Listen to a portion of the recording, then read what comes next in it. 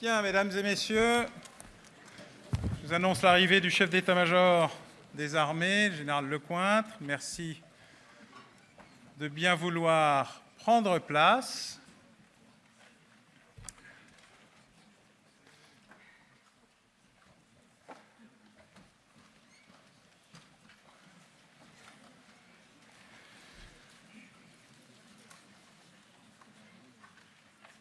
Bonsoir, merci d'abord d'avoir bien voulu accepter notre invitation à conclure ces 9e assises. Ce sont quasiment les premières avec une dimension qui, au départ, devait être extrêmement militaire, puis qui a découvert les charmes de la dissuasion au singulier pour entrer dans les dissuasions au pluriel. Dimension stratégique de la dissuasion, dimension spirituelle. Nous avons eu droit ce matin à un débat qui nous a permis d'aller vers la rédemption et quasiment l'absolution. On n'est pas venu pour rien.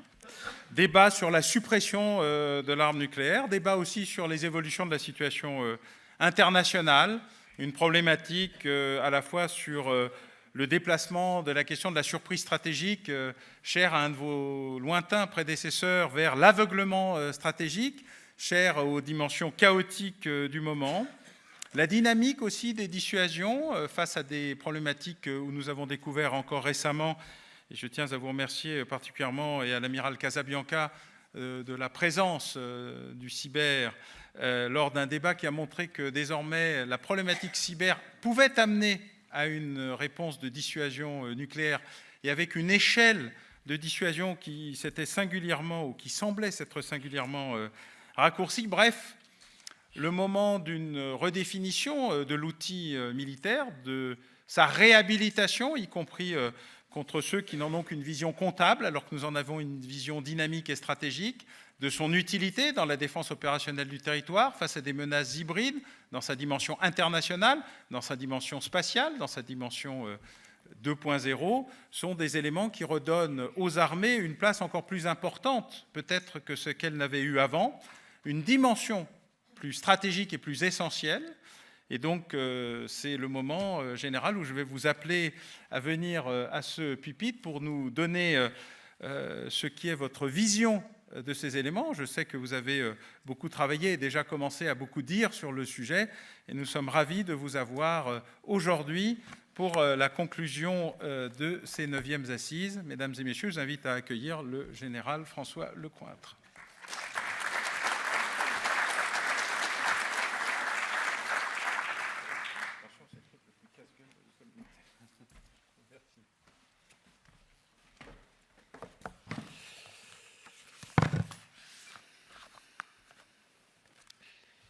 Bonsoir, mesdames et messieurs.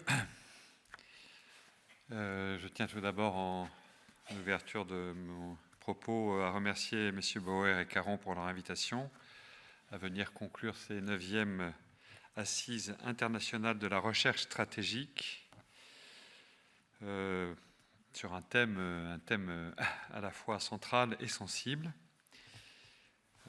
La dimension très particulière de la dissuasion nucléaire, à la fois outil et stratégie, qui est consubstantielle au mode d'expression de la force et de la puissance, mérite en effet, je pense, d'être connue au-delà du cercle des seuls acteurs et spécialistes du domaine.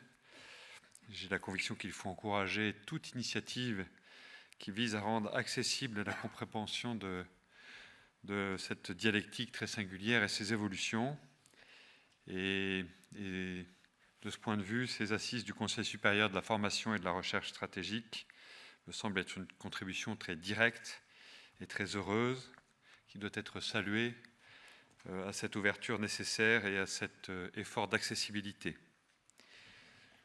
Disons-le d'emblée, le thème retenu, choisi, vous l'avez dit vous-même, Monsieur Bauer, interpelle les dissuasions. Le pluriel heurte en effet nos oreilles habituées, car enfin le mot dissuasion en France est pour ainsi dire invariable. Qui plus est, il n'a pas besoin d'être qualifié, et donc il n'est généralement pas accompagné d'adjectifs. Il y a là comme une évidence, fruit d'une culture stratégique bien ancrée, maintenue et renouvelée. Le mot dissuasion renvoie évidemment à la dissuasion nucléaire, véritable clé de voûte de notre stratégie de défense, comme l'a réaffirmé la revue stratégique dont nous avons rendu les conclusions au président de la République en 2017. Pour autant, les principes directeurs de notre dissuasion ont continuellement fait la preuve de leur caractère adaptif et évolutif. Et une fois de plus, comme vous l'avez dit, la situation géopolitique et la conflictualité actuelle, produit de profondes ruptures que nous n'avons pas encore complètement explorées, nous mettent au défi. C'est sans doute aussi pour cette raison que vous avez souhaité ajouter un S au mot dissuasion. Nous devons, qui plus est, prendre en compte les visions de nos partenaires, de nos compétiteurs et de nos adversaires sur leur propre dissuasion. Pour ce qui est de notre propre dissuasion, une étape symbolique a été franchie il y a quelques semaines, une autre le sera dans quelques mois.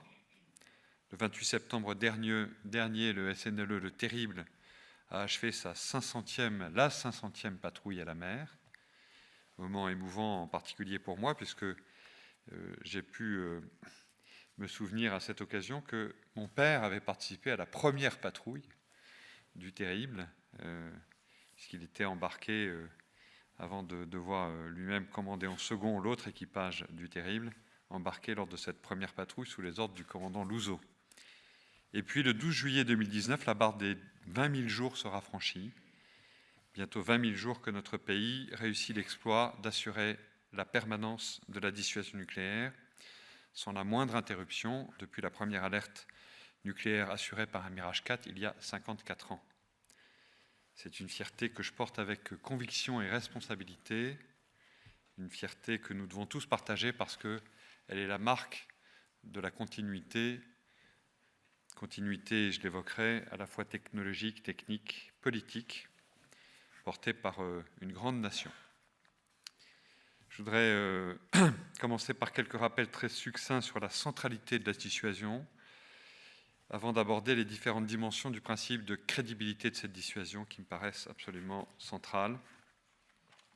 Ce second point nous éclairera sur la pertinence du pluriel appliqué au mot dissuasion. Alors, la centralité de la dissuasion.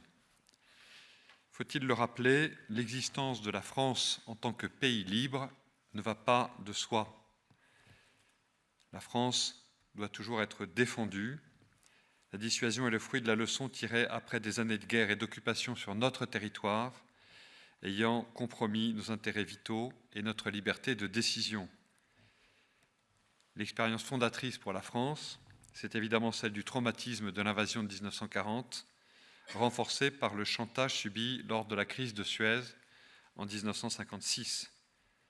La doctrine, certes, a évolué, mais elle conserve l'esprit fondateur envisagé par le général de Gaulle qui affirmait qu'il ne dépend que des hommes libres d'envisager leur propre puissance en un système tel qu'il empêche la guerre.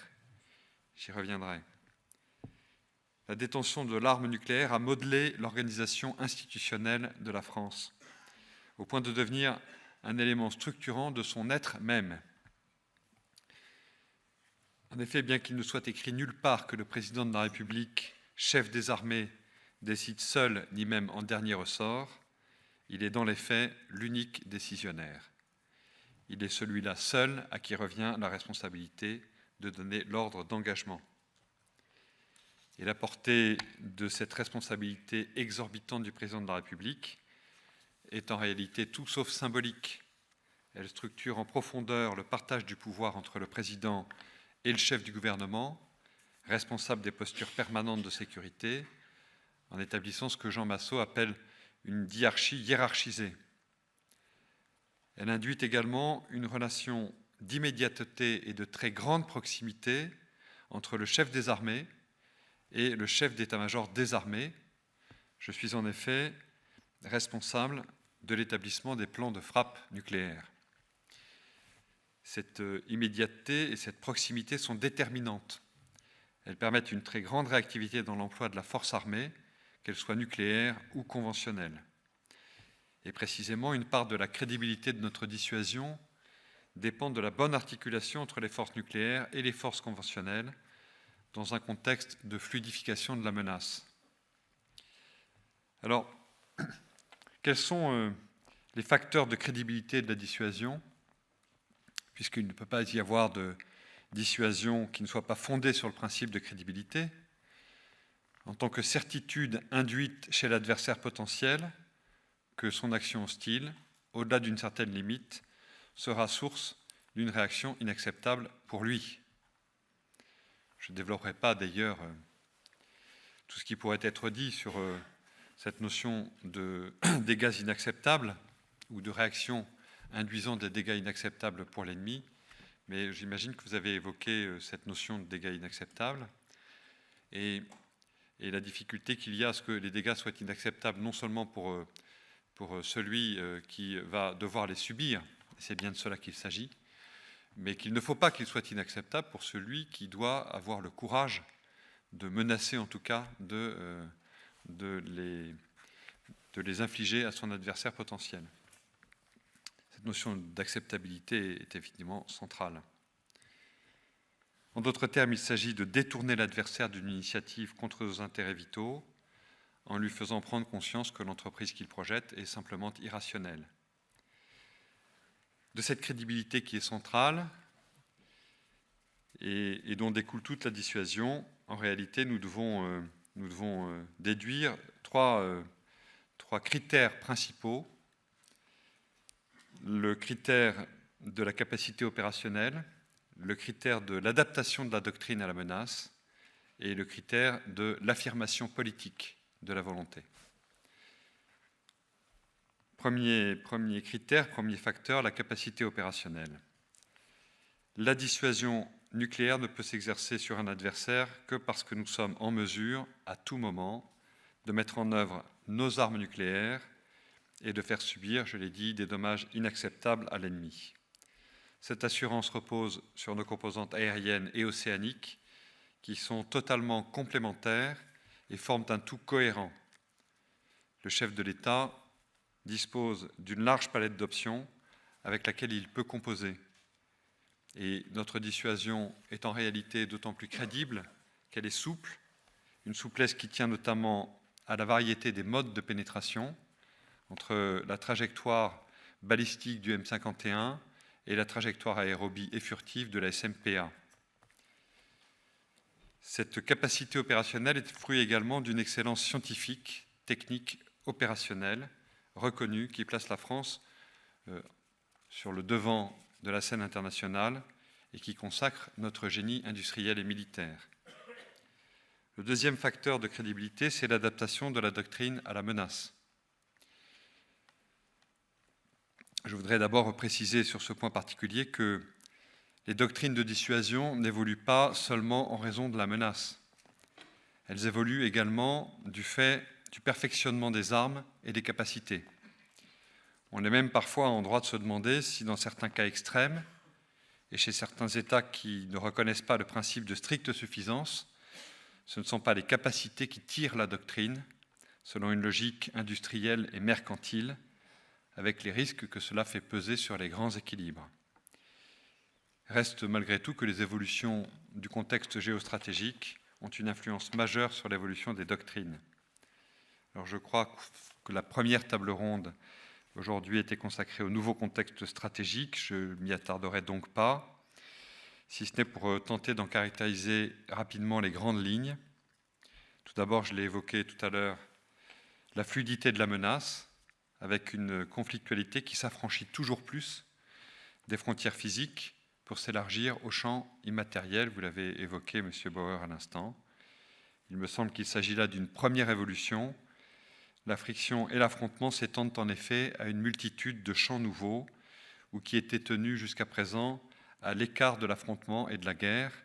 Je pense évidemment à l'espace et au domaine cyber. En parallèle de cette fluidification de la menace, de cet élargissement des lieux et des champs de conflictualité, on constate un durcissement de cette conflictualité. En effet, les États-puissances s'affranchissent de plus en plus de leurs obligations internationales et du cadre multilatéral communément accepté. De nombreux traités sont remis en cause et le rythme des démonstrations de puissance connaît une accélération sensible ces dernières années. Pour ne citer que quelques exemples, je pense évidemment à la frontière est de l'Europe, au Levant, au Moyen-Orient ou à la zone Asie-Pacifique. Et dans ce contexte, il est évidemment indispensable de se poser la question de l'adaptation de la doctrine. Question qui s'est déjà posée dans le passé. Je vous rappelle qu'en 1972, les moyens militaires classiques étaient intégrés dans une manœuvre générale de la dissuasion, avec une association extrêmement étroite entre forces nucléaires et forces conventionnelles dans un scénario d'engagement total en Europe. Puis, la disparition de l'URSS et le bouleversement induit a entraîné une nouvelle répartition du rôle respectif des forces nucléaires et des forces conventionnelles qui a été traduite dans le livre blanc de 1994. En effet, ce livre blanc précise que les forces conventionnelles sont, je cite, « définies d'abord par leur aptitude propre à contribuer à la prévention, à la limitation ou au règlement par la force de crises ou de conflits régionaux ne présentant pas de risque d'escalade aux extrêmes. » Cette définition est-elle à revoir? Je ne peux que constater qu'aujourd'hui, certaines démonstrations de puissance ont eu pour effet de brouiller les frontières entre manœuvres conventionnelles et dissuasion nucléaire. La stratégie d'intimidation ne manque pas de provoquer des réponses adaptées qui visent à dissuader tout chantage stratégique. Je pose donc la question de la pertinence du découplage absolu entre nucléaire et conventionnel, et j'imagine qu'aujourd'hui, cette question a été posée. Le nouveau contexte expose en effet les acteurs à se trouver exposés à des menaces périphériques ou indirectes, mêlant conventionnel et dissuasion dans une stratégie hostile limitée, à base d'intimidation, de chantage, de tests. Il s'agit donc d'être capable de contrer ces menaces ou ces agressions de type hybride. Et le S que vous avez ajouté à la dissuasion, en retenant ce thème pour vos assises, prend du coup tout son sens. La revue stratégique de l'année dernière s'est positionnée clairement sur cette question. Elle précise en effet, je cite à nouveau, que la complémentarité entre la dissuasion et les autres fonctions stratégiques s'est renforcée. Elle affirme également que la stratégie de dissuasion est directement liée à notre capacité d'intervention et de projection. J'en arrive désormais au troisième facteur de crédibilité de la dissuasion nucléaire, l'affirmation politique. En effet, la crédibilité de la dissuasion a une dimension politique essentielle, à tel point que, en réalité, les aspects techniques et politiques sont définitivement interdépendants. Le technique rend la dissuasion politiquement crédible et le politique légitime la technique et lui donne par ailleurs une réalité budgétaire. Le président de la République a réaffirmé le cadre de la dissuasion tel qu'envisagé par la France. Notre dissuasion est strictement défensive, strictement suffisante. Et l'emploi de l'arme nucléaire est inenvisageable en dehors de circonstances extrêmes de légitime défense. Il ne peut donc pas y avoir ni arme nucléaire tactique, ni riposte graduée, ni abaissement du seuil. Ce cadre est très clair, mais à l'intérieur de ce cadre, une certaine incertitude demeure. Il s'agit de ne pas laisser à l'adversaire la capacité de calculer précisément les risques inhérents à son agression. On comprend donc toute la nécessité qu'il y a à ne pas baisser la garde. Pour toutes les personnes qui sont ici et qui ont suivi avec attention la construction et le vote de la loi de programmation militaire, vous savez que cette loi de programmation militaire atteste du volontarisme politique. Le renouvellement et la modernisation des moyens des deux composantes de mise en œuvre de la dissuasion, indissociables et complémentaires, ont été décidés par le président de la République. Cette accélération du processus de modernisation représente un effort important, avec un flux annuel moyen de 5 milliards d'euros, courant entre 2019 et 2023, contre 3,7 milliards d'euros annuels lors de la précédente loi de programmation militaire. Mais il faut souligner également que cet effort de redressement n'est pas circonscrit à la dissuasion. Il touche toutes les capacités des armées, traduisant cette volonté de ne pas baisser le seuil nucléaire dans une logique de responsabilité que nous confère notre statut de puissance nucléaire. Parce que nous avons la meilleure bombe possible et que son emploi s'inscrit dans des conditions extrêmes de légitime défense, nous nous devons aussi d'avoir un large spectre de capacités pour traiter tous les types de menaces qui n'entrent pas dans ce champ. Dit autrement, le maintien des outils de dissuasion ne peut se faire au détriment des capacités militaires conventionnelles.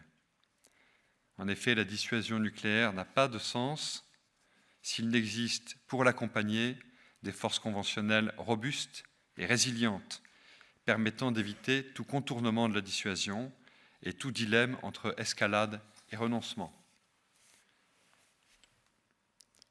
Il faut d'ailleurs souligner que les efforts consentis en termes de modernisation de la dissuasion nucléaire rejaillissent sur les forces conventionnelles.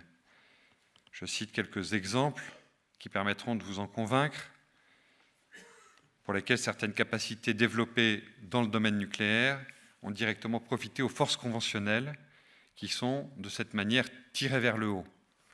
Pour les équipements, je pense par exemple à la navigation inertielle, aux contre-mesures embarquées, à certains systèmes de transmission.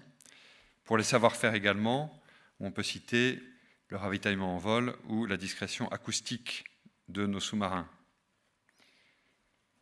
Par ailleurs, en dehors bien sûr d'armes et d'équipements très spécifiques, ce sont les mêmes matériels qui permettent de conduire des missions nucléaires et des missions conventionnelles.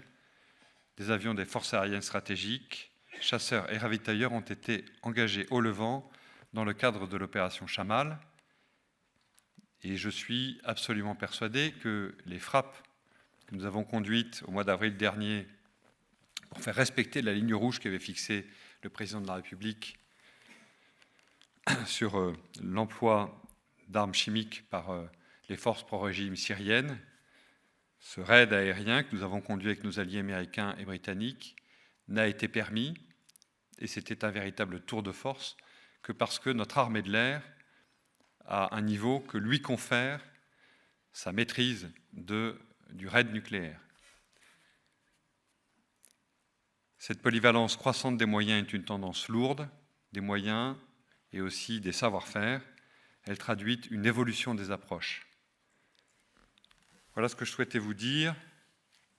Nul doute que l'année prochaine sera une année importante dans le domaine de la réaffirmation des principes et peut-être de leur évolution, de notre dissuasion nucléaire.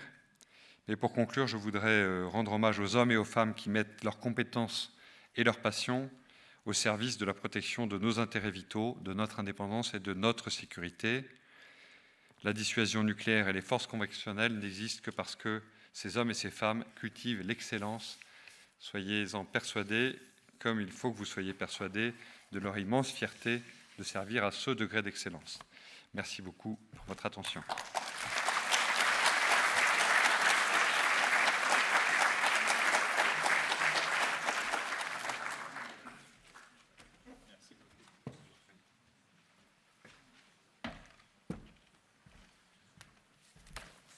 Bien, mesdames et messieurs, le temps est venu de conclure provisoirement. Vous savez que les assises ne sont qu'une suite d'épisodes.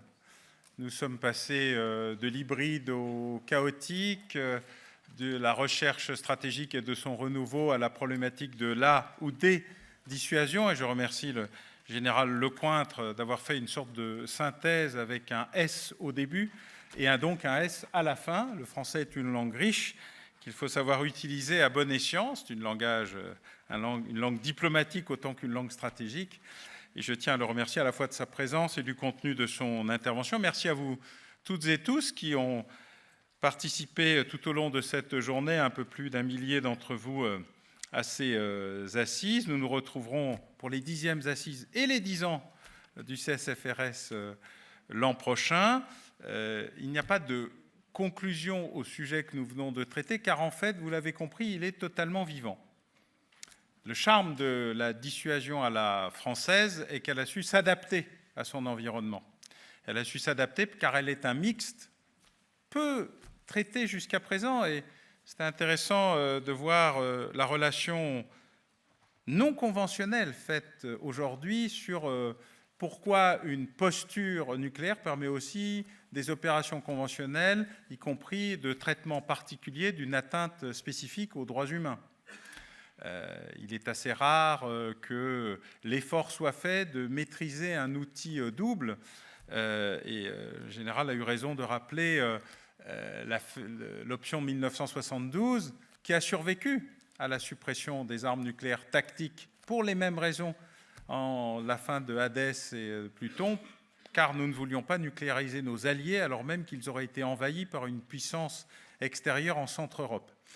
La question, c'est qu'évidemment, nous vivons la revanche de l'histoire et de la géographie sur des territoires dont nous pensions que les frontières, les espaces, les migrations, les process, les tribus, la foi, avaient été oubliés dans la modernité et la globalisation.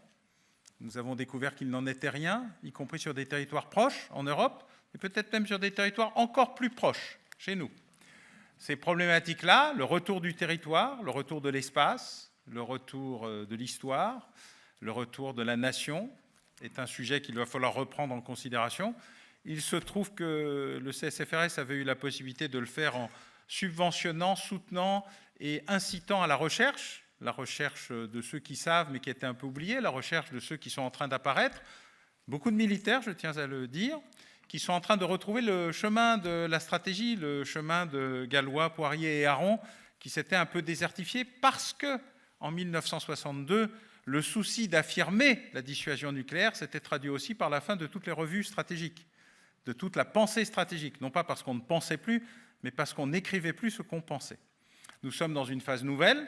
Notre présence ici, l'acceptation de ce S, le fait que ce matin, la secrétaire générale de la Défense et de la Sécurité nationale, du Quai d'Orsay, les diverses représentations des armées dans leur diversité et quelques-uns de nos collègues étrangers se soient intéressés à cette problématique dans sa dimension réelle comme dans sa dimension virtuelle, montre à quel point il va falloir continuer à travailler et à chercher. Et moi, j'ai une grande confiance pour les voir comme étudiants pour certains, doctorisants ou docteurs pour d'autres, et puis certains en fonction et qui continuent à exercer cette fonction. Et je salue le général Destremaux qui ici aura beaucoup à faire, à la fois à l'IHEDN, mais aussi, ce qu'on oublie souvent, à la direction de l'enseignement militaire supérieur pour valoriser encore plus cette capacité conceptuelle et stratégique des armées.